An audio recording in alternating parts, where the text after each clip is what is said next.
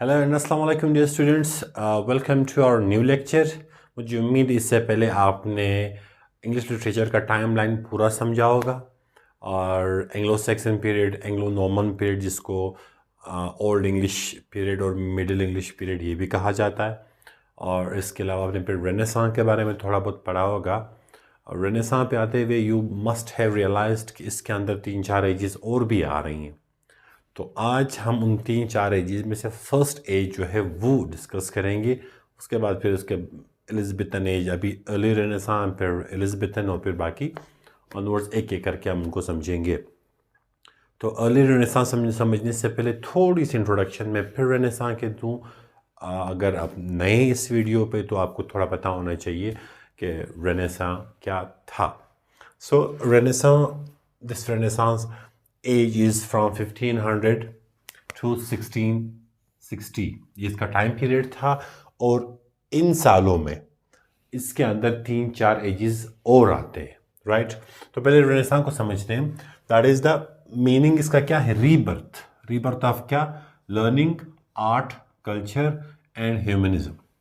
यानी ये लर्निंग पहले भी थी, आर्ट था, बड़ा पीक पे था, देन कल्चर पे बात होती थी, एंड ह्यूमनिज्म, इंसानियत पे होती थी। वो फिर एक बार ख़त्म हुई किसी दौर में, अब उसका रीबर्थ हुआ। ये दोबारा से इसने हिंदी में कहते जन्म लिया, इसका पूर्ण जन्म है। देन इसका ओरिजिन जो हुआ वो इटली में हुआ, आहिस्ता आहिस्ता पूरे यूरोप में फैलते हुए इंग्लैंड की तरफ आ गया। चूँकि ये इंग्लैंड में आया और हमारे हिस्ट्री भी इंग्लैंड वाली ही है, अल्लाह ना करे हमारी हो इंग्लिश लिटरेचर की जो हम पढ़ रहे हैं, तो फिर हम इसको इंग्लैंड के पर्सपेक्टिव से पढ़ेंगे कि स्पिरिट इसमें क्या था। That was humanism, and man was the centre of the universe. जो इंसानियत है, इंसान है। And love for classical learning. Classical learning is जो ग्रीक और लैटिन है, जो इससे पहले गुजर गए थे, उनको उन्होंने रिवाइव करना शुरू कर दिया, उनको इन्होंने पढ़ना शुरू कर लिया। और उसके बाद इंडिविजुअलिटी पे आया था कि the oneness, like you are the individual, आपकी अपनी एक पहचान है, अपनी एक ज़ात है। उस पर लाइक ज़्यादा फोकस था, ब्यूटी पर था और रीज़न पे, लॉजिक था। ये हम रेनेसांस के चैप्टर में वीडियो में पहले पढ़ चुके हैं। अगर आपने नहीं देखी, please go to that video. आज का हमारा मेन टॉपिक है, that is the early renaissance age, या जिसको कहा जाता है एज ऑफ ट्रांजिशन। ये जो अर्ली रेनेसां है, आपने इसका डेट लाजमी याद रखना है। यानी 1500 से स्टार्ट होता है, 1558 पे ये ख़त्म हो जाता है। तो 1558, तो अराउंड 58 ईयर्स का है। इसको हम ऐसे पढ़ेंगे कि आपको ये याद रहे, इसके डेट्स, इसके अच्छे अच्छे राइटर्स, पोइट्स, ये आपको याद रहने चाहिए इस लेक्चर के बाद। तो अर्ली रेनेसां एज जो है वो हमारा 1500 से लेकर 1558 तक जो है वो ख़त्म होता है। अब अगर आपके पास सिर्फ रेनेसां पे क्वेश्चन आए तो आप उसको ओवरऑल एक्सप्लेन करेंगे। अगर आपके पास अर्ली रेनेसां आए, फिर आप ये वाला पार्ट जो है ये एक्सप्लेन करेंगे। तो चूँकि हम इसको अलग कर रहे हैं, 1500 से लेकर 1558 तक है। तो ये स्टार्ट कब होता है? From the end of medieval age, यानी इससे पिछला वाला जो एज था, to the early Elizabethan age. Early Elizabethan यानी इसके बाद जो भी एज आएगा वो एलिज़ाबेथन एज हो, क्योंकि क्वीन एलिज़ाबेथ आई थी, तो एलिज़ाबेथन रूल यहाँ मैंने लिखा हुआ है।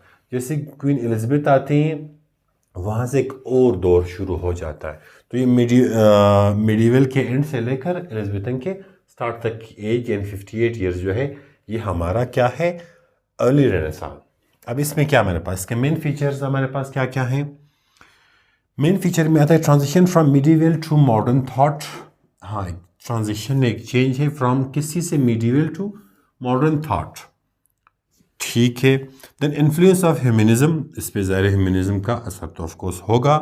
डिक्लाइन ऑफ रिलीजियस डोमिनेंस, यानी इससे पहले रिलीजन बहुत ज़्यादा स्ट्रॉन्ग था, चर्च, क्रिश्चियनिटी इंतहाई ज़्यादा पावर में था, लेकिन अब उसका थोड़ा डिक्लाइन आया। इसका ये मतलब नहीं है कि जो मज़हब है वो सिरे से ख़त्म हो, नहीं। वो जो रॉन्ग नंबर है, पीके ने जो कहा था, वो रॉन्ग नंबर ख़त्म होने लगा था थोड़ा बहुत, जिसमें इंसानियत की कदर नहीं थी, सिर्फ हर जगह मजहब ही था। लेकिन यहाँ पे इंसान को भी फिर थोड़ी बहुत तक़वियत मिली।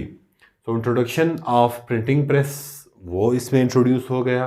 Then imitation of classical models, या इससे पहले जो क्लासिकल मॉडल्स थे जो ग्रीक और लैटिन थे, उनकी इमिटेशन, इमिटेट, जिस तरह से नॉम चॉम्स्की ने कहा था the babies imitate, imitate means copy करना, यानी वो कॉपी कर रहे थे। उनकी बुक्स पहले बैन थी, नहीं पढ़ी जाती थी, अब रेनेसांस में ये चीज़ें पढ़ने लोग शुरू हो गए, तो उनको इमिटेट कर रहे थे। Then poetry still formal and experimental, इस चीज़ को आपने समझना है।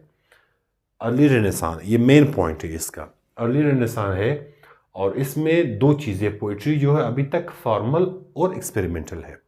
इससे पहले जो बाकी एजेस गुजरे, लेट्स सपोज आप क्लासिकल एज ले, क्लासिकल एज, इसके लिए मैं अलग सी वीडियो बनाऊंगा कि डिफरेंस क्या था क्लासिकल और रोमांटिक पोइट्री में। इसका बड़ा मेन क्वेश्चन हर जगह आता है। तो क्लासिकल एज जो इससे पहले की गुजरी हुई है, काफ़ी पहले की गुजरी है, उसमें ये तो बड़े स्ट्रिक्ट रूल्स थे, कुछ स्पेसिफिक थीम्स थे कि आपने इस थीम्स पे पोइट्री लिखनी है और ये पैटर्न होगा, आपका लाइन इतने वर्ड्स का होगा, इतने मीटर का होगा, ये राइमिंग स्कीम होगी, मतलब इतनी अलिट्रेशन होगी। बड़े fixed hard and fast rules थे, लेकिन बाद में वो चेंज होने लगे। तो यहाँ पे लिखा हुआ है पोइट्री स्टिल फॉर्मल, ये फॉर्मल जो जिक्र कर रहे हैं ये उस क्लासिकल पोइट्री का कर रहे हैं, एंड एक्सपेरिमेंटल, और एक्सपेरिमेंटल भी है, यानी इस टाइम पीरियड में जो पोइट्स थे वो ट्राई कर रहे थे डिफरेंट पैटर्न्स पोइट्री के, different forms of poetry try कर रहे थे कि वो चल रहे हैं या नहीं चल रहे। यानी इस एज में क्लासिकल पोइट्री को भी प्रैक्टिस किया जा रहा था और एक्सपेरिमेंट भी किया जा रहा था नए शेप से। अब नए आपके सामने आगे आएंगे कि नहीं, कौन कौन सी चीज़ें यहाँ पे इंट्रोड्यूस हो रही थी। तो ये थे मेन फीचर्स अर्ली रेनेसांस के, जो कि 1500 से स्टार्ट होकर 1558 पे एंड हो गया था। अब हम आते हैं इसके मेजर पोइट्स एंड राइटर्स पे। बहुत सारे और भी हैं, मैंने चंद चुने हैं जो थोड़े सेंस बना रहे हैं, और आपने बस इतने नाम ही याद रखने हैं। First one is sir Thomas white, WYATT। White की स्पेलिंग आपने याद रखनी, WYATT। टाइम पीरियड इनका था 1503 टू 1542। सर थॉमस वाइट इनका नाम है, WYATT। इन्होंने क्या किया था, introduced sonnet in English literature. अब ये वर्ड सोनेट आपने इससे पहले की एजिस में नहीं है सुना। जब मैंने कहा था कि एक्सपेरिमेंटल, यानी ये नई चीज़ बना रहे थे, समथिंग न्यू बना रहे थे, उसमें से they found what, they found sonnet. Question is क्या, सोनेट क्या है? सोनेट की डेफिनेशन मैंने वहां लिखी है। Sonnet it is a 14 line poem. इसमें क्या है, इसका रूल है कि आपने 14 लाइंस ही लिखनी है, written in specific rhyme scheme and meter. 14 lines की पोएम होगी, उससे ऊपर नीचे नहीं होगी, और स्पेसिफिक राइम स्कीम इसमें होगी एंड मीटर होगा इसमें, यूजुअली आयम्बिक पेंटामीटर। ये जो आयम्बिक पेंटामीटर है, ये आपका टास्क है, आपने वीडियो इधर ही रोक के गूगल पे सर्च करना है कि आयम्बिक पेंटामीटर क्या, और मुझे कमेंट सेक्शन में बताना है। मैं नॉर्मली ऐसा करता हूँ कि एक आध क्वेश्चन बीच में छोड़ता हूँ फॉर यू गाइस, कि आप खुद भी तो कुछ करें। So it generally expresses a single idea, theme और इमोशन। इसमें सिर्फ नॉर्मली ये होता है कि एक आइडिया या एक थीम पे 14 लाइंस लिखे हुए होते हैं विद स्पेसिफिक राइम स्कीम, जिसमें से आयम्बिक पेंटामीटर जो है ये होता है। जो एक बेसिक सी एग्जांपल दूँ, सोनेट एक लिखी है विलियम शेक्सपियर ने, फर्स्ट ईयर के बुक में है, let me not to the marriage of true minds admit impediments वाली, ये जो स्टार्ट के एक दो लाइंस हैं जो फर्स्ट ईयर के मेरे बच्चे देख रहे हैं, you can relate with it. So ये वो सोनेट है, यहाँ से सोनेट स्टार्ट हुआ है। सो उन्होंने क्या किया, इंट्रोड्यूस सोनेट। सोनेट एक बड़ी प्यारी, इसके आगे हम देखते हैं ये कहाँ तक जा रही है। सो लिटरेचर में उन्होंने सोनेट इंट्रोड्यूस किया, किसने, सर थॉमस वाइट ने। ये आपने याद रखना, यू कैन बी आस्क्ड कि sir Thomas Wyatt like sonnet किसने इंट्रोड्यूस किया, सो यू शैल नो कि it was sir Thomas Wyatt. Then followed Petrarchan style. ये जो पेट्रियार्कन है, इससे आपके जहन में पेट्रियार्की नहीं आना चाहिए, वो वाला नहीं है। ये एक स्टाइल है इटालियन स्टाइल। इटालियन स्टाइल में इटली में एक बंदा था, फ्रांसिस्को पेट्रियार्क, ये उनका नाम था। उन्होंने इस स्टाइल में लिखा था। तो इन्होंने क्या किया, सर थॉमस वाइट ने, जो फ्रांसिस्को पेट्रार्क ने लिखा था, इटली का बंदा था, इन्होंने वो स्टाइल फॉलो किया। अब वो स्टाइल क्या है वो एक अलग सी स्टोरी, लेकिन इन्होंने फॉलो किया। अच्छा, अब इन्होंने लिखा कि इसके वर्क्स में आपके पास दो पोएम्स आ रही हैं। One is whoso list to hunt, कोशिश करें पोइट का नाम, उसके काम और उसके वर्क ये जहन में रखें। Whoso list to hunt and they flee from me, ये दो आपके क्या है, पोएम्स हैं। उन्होंने ये दो पोएम्स लिखी हैं, और भी हैं, आपने दो ही जहन में रखनी है, क्योंकि हम स्मार्ट स्टडी की तरफ जा रहे हैं, हम ज़्यादा डेप्थ नहीं जा रहे। इन डेप्थ जाने के लिए you have the books. Then comes second में हेनरी होवर्ड। पहला कौन था, sir Thomas Wyatt. Second one is Henry Howard, और ये कोई अर्ल भी था, EARL, किसी जगह का अर्ल भी था, पता नहीं अर्ल ऑफ सरेले की कौन सी जगह है, मुझे एग्जैक्टली याद नहीं आ रहा। तो इनका टाइम पीरियड है 1517, इनका 1547। आप इनके टाइम पीरियड नोट करें, 1503 में पैदा हुए, ये 1517 में, यानी ये चंद साल बाद पैदा हुए ये साहब, और वो 42 में उनकी डेथ हुई, इनकी 47 में हुई है। तो तकरीबन अराउंड 14 ईयर्स का गैप इनके में आ रहा है। इन्होंने सोनेट इंट्रोड्यूस किया। हेनरी होवर्ड ने क्या किया, इन्होंने फिर इंट्रोड्यूस द ब्लैंक वर्स। ये आपको एक और नई चीज़ नज़र आई। वर्स तो आपको पता है वर्स क्या है, कोई भी शेर उसको वर्स कहा जाता है। अब ये है ब्लैंक वर्स। ये ब्लैंक वर्स खाली शेर पता नहीं क्या है, और अब इसको हम देखते हैं कि ब्लैंक वर्स क्या है। ब्लैंक वर्स की एक लाइन में मैंने डेफिनेशन लिखी है, it is a poetry written in iambic pentameter. अब वो भी आयम्बिक पेंटामीटर में है, ये पोएट्री ये भी आयम्बिक पेंटामीटर में है। अभी आपके अंडरस्टैंडिंग के लिए मैं सिर्फ इतना बताऊं कि सोनेट जो है वो आयम्बिक पेंटामीटर में लिखा जाता है, लेकिन वो 14 लाइंस का है। लेकिन ब्लैंक वर्स जो है ये भी आयम्बिक पेंटामीटर में होता है, लेकिन ये सिर्फ लाजमी नहीं कि 14 लाइंस का हो, ये उससे लंबा भी हो सकता है बस। सो हेनरी होवर्ड ने ब्लैंक वर्स जो है वो उसको इस एक्सपेरिमेंट के थ्रू वो ले आए, ब्लैंक वर्स हेनरी होवर्ड ने, एंड इम्प्रूव्ड इंग्लिश सोनेट। और इसने क्या किया, इंग्लिश सोनेट को इम्प्रूव किया। अब आपने सोनेट के हवाले से ये समझना है कि सोनेट जो है वो 14 लाइंस की एक पोएम होती है, जो कि आयम्बिक पेंटामीटर में लिखी जाती है। आयम्बिक पेंटामीटर की डेफिनेशन आप खुद कमेंट बॉक्स में मुझे बताएंगे। सर थॉमस वाइट ने सोनेट को इंट्रोड्यूस किया, हेनरी होवर्ड ने उसको इम्प्रूव किया। एक ने इंट्रोड्यूस किया, अगले ने इम्प्रूव किया, और नेक्स्ट लेवल तक जो गए that was the William Shakespeare. ये आपने जहन में रखना है, विलियम शेक्सपियर ने इनको नेक्स्ट लेवल पे वो लेके गए, परफेक्शन की तरफ।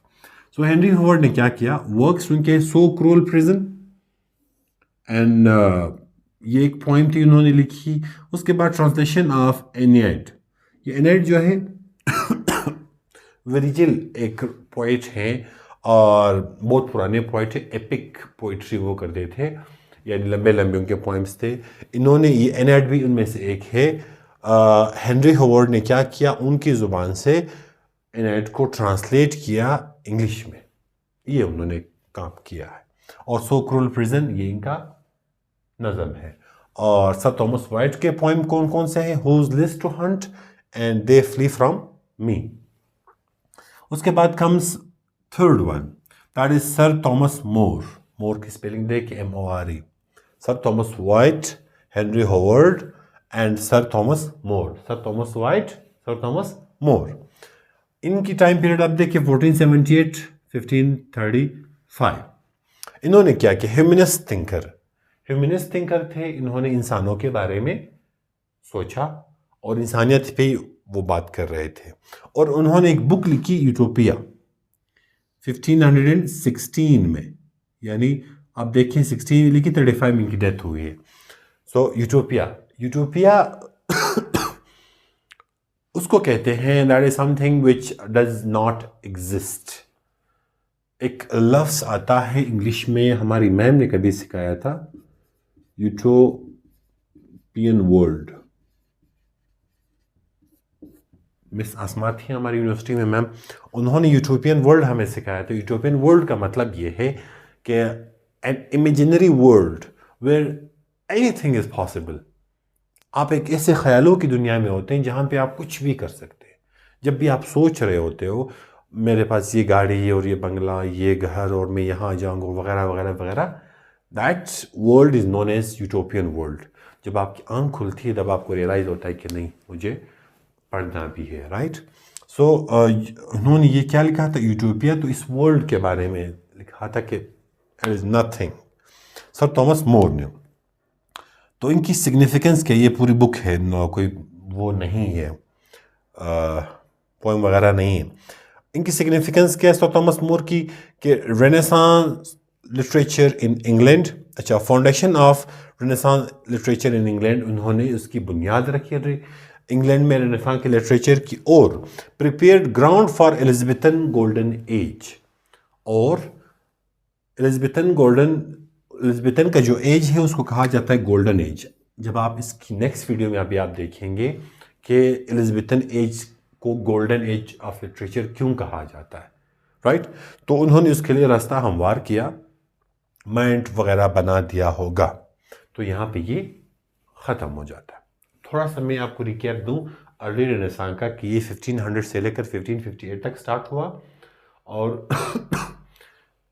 इसने क्या किया, मिडीवियल से मॉडर्न थॉट की तरफ आने लगे। इंसानियत पे बड़ा काम था, रिलीजन का इन्फ्लुएंस थोड़ा डिक्लाइन होने लगा, प्रिंटिंग प्रेस इसमें आया, और क्लासिकल जो पोइट्स और राइटर्स थे उनको कॉपी किया जाने लगा, और वही रूल्स अप्लाई हो रहे थे, लेकिन कुछ एक्सपेरिमेंट्स भी किए जा रहे थे। फिर ब्लैंक सोनेट उन्होंने इंट्रोड्यूस करवाया, किसने, सर थॉमस वाइट ने। और ब्लैंक वर्स किसने इंट्रोड्यूस करवाया, हेनरी हॉवर्ड ने। और सर थॉमस मोर ने क्या किया, यूटोपिया एक बुक लिखी थी, फेमिनिस्ट थे, और रास्ता हमवार किया किस चीज़ के लिए, एलिजाबेथन एज के, that is known as the golden age of the English literature. और यहाँ पे ये फर्स्ट हमारा ख़त्म हो जाता है। I would love to see you in the part 2 of this lecture. तो यहाँ पे आज के लिए इतना ही काफ़ी है। अपना बहुत सारा ख्याल रखिएगा। Thank you so much.